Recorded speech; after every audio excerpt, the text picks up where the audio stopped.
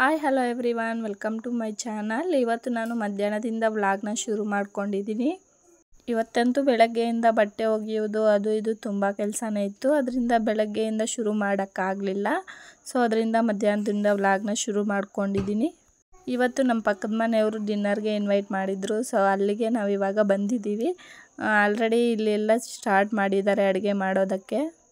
Already ಇವಾಗ ಮಧ್ಯಾಹ್ನ 2 ಗಂಟೆ ಆಗಿಬಿಟ್ಟಿದೆ. ಅವರಿನ್ನೂ ಇವಾಗ ಮಾಡ್ತಿದ್ರು. ನಾವು ಹೋಗುವಷ್ಟಿಗೂ ಕೂಡ ಇನ್ನೂ ಅಡುಗೆ ಆಗಿರಲಿಲ್ಲ, ಇನ್ನೂ ಮಾಡ್ತಾಯಿದ್ರು.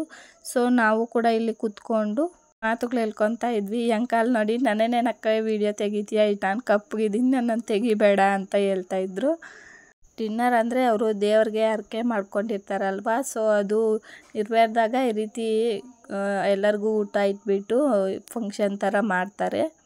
ಅವ್ರ ಪಾಡಿಗೆ ಅವರು ಒಬ್ಬೊಬ್ಬರು ಒಂದೊಂದು ಕೆಲಸನ ಮಾಡ್ತಿದ್ರು. ನಾವಿಲ್ಲಿ ಕೂತ್ಕೊಂಡು ಪಕ್ಕದಲ್ಲಿ ಮಾತುಗಳು ಹೇಳ್ಕೊತ ಎಂಜಾಯ್ ಮಾಡ್ತಿದ್ವಿ.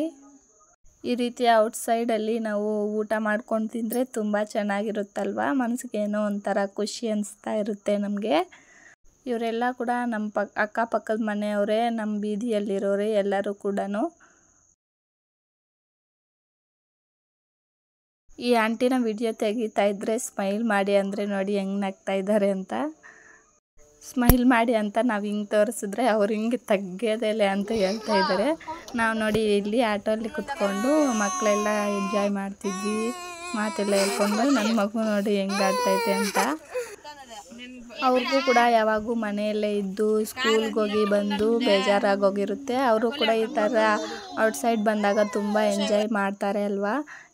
ಅಡುಗೆ ಎಲ್ಲ ರೆಡಿ ಆಯಿತು. ಇವಾಗ ಎಲ್ಲರೂ ಕುತ್ಕೊಂಡು ತಿಂತಾ ಇದ್ದಾರೆ. ಮೊದಲು ಗಂಡಸರೆಲ್ಲ ತಿಂದುಬಿಟ್ರು ಕುತ್ಕೊಂಡು. ಇವಾಗ ನಾವು ಕೂಡ ಕುತ್ಕೊಂಡು ಊಟ ಮಾಡ್ತಾ ಇದ್ದೀವಿ. ಅಡುಗೆ ಏನೆಲ್ಲ ಮಾಡಿದ್ರಪ್ಪ ಅಂದರೆ ರಾಗಿ ಮುದ್ದೆ, ಮಟನ್ ಸಾರು, ಮತ್ತು ಬಿರಿಯಾನಿ, ಚಿಕನ್ ಸಾರು, ಕಬಾಬು ಇದೆಲ್ಲ ಕೂಡ ಮಾಡಿದರು. ಅಡುಗೆ ಕೂಡ ತುಂಬ ರುಚಿಯಾಗೇ ಇತ್ತು.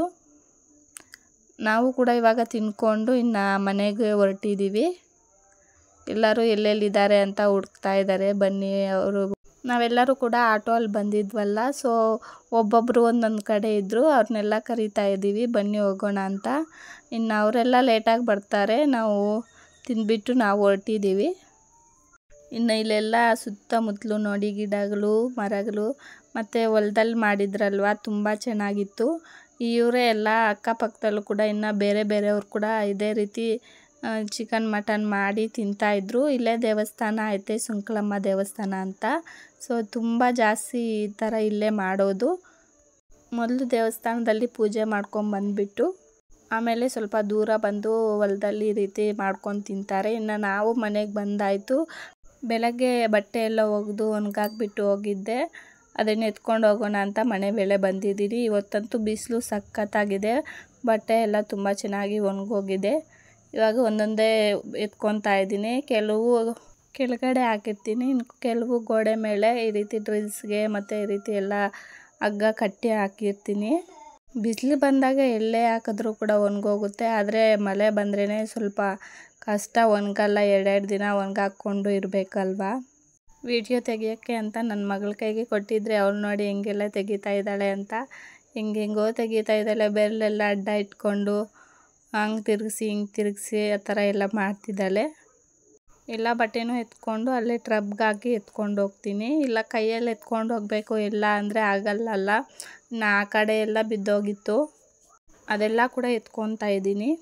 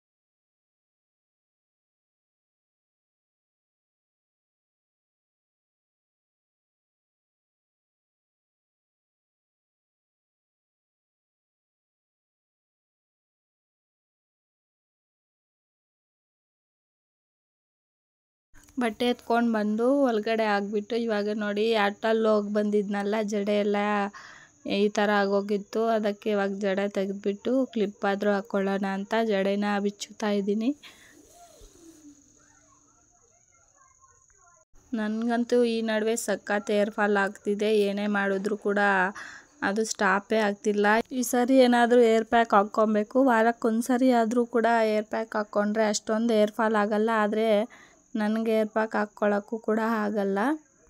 ನಾನೇನಾದರೂ ಹೋಮ್ ರೆಮಿಡೀಸೇ ಟ್ರೈ ಮಾಡೋದು. ಆಚೆ ಏನು ಯೂಸ್ ಮಾಡಲ್ಲ, ತುಂಬ ಕೆಮಿಕಲ್ಸ್ ಎಲ್ಲ ಹಾಕಿರ್ತಾರಲ್ಲ ಅದಕ್ಕೆ. ಇನ್ನು ಥೈರಾಯ್ಡ್ ಕೂಡ ಇರೋದ್ರಿಂದ ನನಗೆ ತುಂಬ ಏರ್ ಫಾಲ್ ಆಗ್ತಾ ಇರುತ್ತೆ. ಮದುವೆಗೆ ಮುಂಚೆ ಅಂತೂ ಎಷ್ಟೊಂದು ಉದ್ದ ದಪ್ಪ ಎಲ್ಲ ಇತ್ತು ಕೂದಲು. ಆದರೆ ಇವಾಗ ಉದ್ದ ಅಂತೂ ಇದೆ, ದಪ್ಪ ಇಲ್ಲ, ಎಲ್ಲ ಹೋಯ್ತು. ಮದುವೆ ಆಗಿ ಮಕ್ಕಳಾದ್ಮೇಲೆ ಎಲ್ಲರಿಗೂ ಕಾಮನ್ ಅಲ್ವಾ. ಇನ್ನು ಇವಾಗ ಇಲ್ಲಿಂದ ನನ್ನ ಕೆಲಸ ಶುರು ಮಾಡ್ಕೊತಾ ಇದ್ದೀನಿ. ಪಾತ್ರೆ ತೊಳೆದಿರೋದಿತ್ತಲ್ವ ಅದನ್ನು ಎತ್ತಿಟ್ಕೊತಾ ಇದ್ದೀನಿ. ಇನ್ನು ಇಲ್ಲಿ ದಿಶಿತಾ ಬಂದು ನನಗೆ ಡ್ರೆಸ್ ಚೇಂಜ್ ಮಾಡಮ್ಮ ಅಂತ ಹಠ ಮಾಡ್ತಾ ಇದ್ದಾಳೆ. ಇದ್ದರೆ ಇರಲಿ, ಹೋಗಿ ಅದೇ ಇರಲಿ, ಏನಾಗುತ್ತೆ ಅಂದರೆ ಇಲ್ಲ ನನಗಿದು ಬೇಡ, ಡ್ರೆಸ್ ಚೇಂಜ್ ಮಾಡು ನನಗೆ ಫಸ್ಟು ಅಂತ ಹಠ ಮಾಡಿಕೊಂಡು ಇದು ಮಾಡ್ತಿದ್ಲು. ನಾನು ಪಾತ್ರೆ ಎಲ್ಲ ಎಲ್ಲಿಂದಲ್ಲಿ ಜೋಡಿಸ್ತಾ ಇದ್ದೆ. ವಾಯ್ಸ್ ಎಲ್ಲ ಚೇಂಜ್ ಆಗೋಗಿದೆ, ಕೋಲ್ಡಾಗಿ ಇನ್ನೂ ಹಾಗೆ ಇದೆ. ಈ ಕ್ಲೈಮೇಟೇ ಹಂಗೆ ಅಲ್ವಾ, ಎಲ್ಲರಿಗೂ ಕೋಲ್ಡು ಫೀವರು ಆಗ್ತಾನೆ ಇರುತ್ತೆ. ಇನ್ನು ಪಾತ್ರೆಗಳನ್ನು ಕೆಲವೊಂದು ಸ್ಟ್ಯಾಂಡಲ್ಲಿ ಎತ್ತಿಟ್ಕೊತೀನಿ, ಇನ್ನು ಕೆಲವೆಲ್ಲ ಕಬೋರ್ಡಲ್ಲಿ ಇಟ್ಬಿಡ್ತೀನಿ. ಈ ರೀತಿ ತಟ್ಟೆ ಗ್ಲಾಸ್ ಎಲ್ಲ ಸ್ಪೂನ್ಸು ಈ ರೀತಿ ಎಲ್ಲ ತಟ್ಟೆ ಸ್ಟ್ಯಾಂಡ್ಗೆ ಹಾಕಿ ಎತ್ತಿಟ್ಬಿಡ್ತೀನಿ.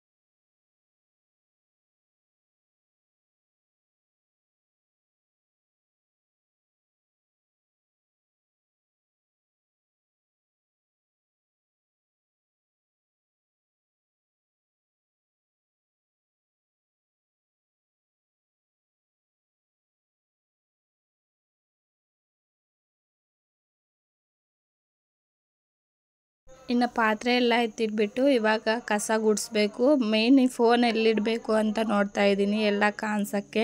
ನನ್ನ ಹತ್ರ ಫೋನ್ ಸ್ಟ್ಯಾಂಡು ಟ್ರೈಬೋರ್ಡು ಏನಿಲ್ವಲ್ಲ. ಸೊ ಅದರಿಂದ ವಿಡಿಯೋ ತೆಗಿಯೋದೇ ಕಷ್ಟ ಆಗುತ್ತೆ. ಫೋನ್ ಎಲ್ಲಿಟ್ಟರೂ ಸರಿಯಾಗಿ ಕಾಣಿಸೋದೇ ಇಲ್ಲ. ಇವಾಗ ಕಸ ಗುಡಿಸ್ಕೊಂಡು ಬರ್ತಾಯಿದ್ದೀನಿ ಒಳಗಡೆಯಿಂದ. ಇನ್ನು ಅವಳಿಗೆ ದಿಶಿತಾಗೆ ಸ್ವಲ್ಪ ಹೊತ್ತು ಮಲ್ಕೊಳ್ಳೆ ಅಂದರೆ ಮಲ್ಕೊಳ್ಳೇ ಇಲ್ಲ. ಆಟೋ ಅಲ್ಲಿ ಬರುವಾಗ ಮಲಗಿದ್ಲು. ನಾವು ಆಟೋ ಇಳಿದ ತಕ್ಷಣ ಅವಳು ಕೂಡ ಎದ್ದೋಳ್ಬಿಟ್ಲು. ಮಲ್ಗೆ ಸ್ವಲ್ಪ ಹೊತ್ತು ಅಂದರೆ ಮತ್ತೆ ಮನೆಗೆ ಬಂದಮೇಲೆ ಮಲ್ಗೆ ಇಲ್ಲ. ಅವಳು ಏನಕ್ಕೆ ಮಲಗ್ತಾಳೆ ಬಿಡಿ, ಇನ್ನು ಆಟ ಆಡೋದೇ ಸರಿ ಹೋಗುತ್ತೆ. ಮನೆಗೆ ಬಂದ ತಕ್ಷಣ ಆಚೆ ಕಡೆ ಓಡಿಬಿಟ್ಲು. ಇನ್ನು ಡ್ರೆಸ್ ಕೂಡ ಚೇಂಜ್ ಮಾಡೋವರೆಗೂ ಬಿಡಲೇ ಇಲ್ಲ ಅವಳು ಹೇಳಿದ್ದೇ ಕೇಳಬೇಕು, ನಾನು ಹೇಳಿದ್ದಂತೂ ಅವಳು ಕೇಳೋದೇ ಇಲ್ಲ. ಇನ್ನು ನಾನು ಮನೆಯೆಲ್ಲ ಕ್ಲೀನ್ ಮಾಡ್ಕೊತಾ ಇದ್ದೀನಿ. ಒಂದೊಂದು ಕೆಲಸಗಳೇ ಇವಾಗ ಮಾಡ್ಕೋಬೇಕಲ್ವ. ಇನ್ನು ಸಾರು ಕೂಡ ಮಾಡಬೇಕು, ಏನು ಮಾಡಬೇಕಂತ ಇದೊಂದು ಟೆನ್ಷನ್ನು. ಸಾರಿಲ್ಲ ಅಂದರೆ ಏನು ಮಾಡಬೇಕು ಅಂತ ಗೊತ್ತಾಗೋದೇ ಇಲ್ಲ. ಬೆಳಗ್ಗೆ ಅಂದರೆ ಏನೋ ಒಂದು ಮಾಡಿಬಿಡ್ಬೋದು. ಸಾರಿದ್ದರೆ ಇನ್ನು ನೈಟ್ಗೆ ಏನೋ ಒಂದು ಮುದ್ದೆನೋ ಅನ್ನನೋ ಚಪಾತಿ ಈ ಥರ ಏನೋ ಒಂದು ಮಾಡ್ಕೋಬೋದು. ಸಾರಿಲ್ಲ ಅಂದರೆ ಅದೇ ಟೆನ್ಷನ್ನು, ಏನು ಮಾಡಬೇಕು. ಚಟ್ನಿ ಮಾಡಿದ್ರೆ ಒಬ್ಬರು ತಿನ್ನಲ್ಲ, ಒಬ್ಬರು ತಿಂತಾರೆ. ಇನ್ನು ಸಾರಂತೂ ಮಾಡೋಕ್ಕಾಗಲ್ಲ. ಇವಾಗ ಮಾಡಿದ್ರೆ ಬೆಳಗ್ಗೆಗೆ ತಿನ್ನೋಕ್ಕಾಗಲ್ವಲ್ಲ. ಸೊ ಅದರಿಂದ ಅದು ಕೂಡ ಯೋಚನೆ ಮಾಡಿಕೊಂಡು ಕೆಲಸ ಮಾಡ್ತಾಯಿದ್ದೆ. ಇವಾಗ ಎಷ್ಟು ಯೋಚನೆ ಮಾಡಿದ್ರೂ ಕೂಡ ಏನು ಮಾಡಬೇಕು ಅಂತ ಗೊತ್ತಾಗೋದಿಲ್ಲ. ಆದರೆ ಟೈಮ್ ಆದಮೇಲೆ ಏನೋ ಒಂದು ಟಕ್ ಅಂತ ಐಡಿಯಾ ಬಂದುಬಿಡುತ್ತೆ, ಈ ಸರಿ ಇದು ಮಾಡೋಣ ಬಿಡು ಅಂತ. ಇನ್ನು ದಿಶಿತಾ ವಿಡಿಯೋ ತೆಗಿತಾ ಅಮ್ಮ ಇಲ್ಲಿ ನೋಡು ಸ್ಮೈಲ್ ಮಾಡಮ್ಮ ಅಂತ ಇದ್ದಾಳೆ. ಇನ್ನು ನಾಳೆ ಬೇರೆ ಅಮಾವಾಸ್ಯೆ ಅಲ್ವಾ, ತುಂಬಾ ಕೆಲಸ ಇರುತ್ತೆ ನಾಳೆ ಕೂಡ. ನಮ್ಮ ಮನೆಯಲ್ಲೇ ಅಮಾವಾಸ್ಯೆ ದಿನ ತುಂಬ ವಿಶೇಷವಾಗಿ ಪೂಜೆ ಮಾಡ್ತೀವಿ ಅಲ್ವಾ. ಇನ್ನು ಎಲ್ಲ ಕೂಡ ಕ್ಲೀನ್ ಮಾಡ್ಕೊಬೇಕು, ಮನೆ ಮತ್ತು ದೇವ್ರ ಮನೆ, ದೇವ್ರ ಸಾಮಾನು, ಫೋಟೋ ಇದೆಲ್ಲ ಕೂಡ ಚೆನ್ನಾಗಿ ಕ್ಲೀನ್ ಮಾಡ್ಕೊಬೇಕು. ಪೂಜೆ ಎಲ್ಲ ಆಗುವಷ್ಟಿಗೆ 12 ಗಂಟೆನೇ ಆಗೋಗುತ್ತೇನೋ ಏನೋ.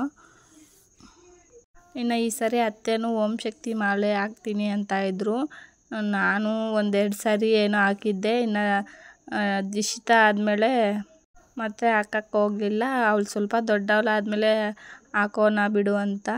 ಇವಾಗಂತೂ ಅವಳನ್ನು ಎಲ್ಲೂ ಕರ್ಕೊಂಡು ಹೋಗೋಕ್ಕಾಗಲಿಲ್ಲ, ಕಷ್ಟ ಆಗುತ್ತೆ. ಈ ಚಳಿಗೆ ಹೋದರೆ ಇನ್ನೂ ಹುಷಾರಿಲ್ದಿರ ಈ ರೀತಿ ಆಗೋಗುತ್ತೆ. ಅದರಲ್ಲೂ ಬೇರೆ ಅವಳು ತುಂಬ ತರಲೆ ಅಂತ ಹೇಳಿದ್ನಲ್ಲ. ಇನ್ನು ಅದು ಬೇರೆ ತಮಿಳ್ನಾಡಲ್ಲಿರೋದ್ರಿಂದ ಹೋಗಿ ಬರೋಕ್ಕೆ ಒಂದು 3 ಡೇಸ್ ಆ ಥರ ಆಗುತ್ತೆ. ಇನ್ನು ಅದೇ ಅಲ್ಲ, ಬೇರೆ ಕೆಲವೊಂದು ಪ್ಲೇಸಸ್ ಎಲ್ಲ ತೋರಿಸಿ ಬರ್ತಾರೆ ಅಲ್ವಾ, ಅದರಿಂದ ಲೇಟ್ ಆಗುತ್ತೆ. ಇಷ್ಟು ಇವತ್ತಿನ ಒಂದು ವ್ಲಾಗ್. Thanks for watching.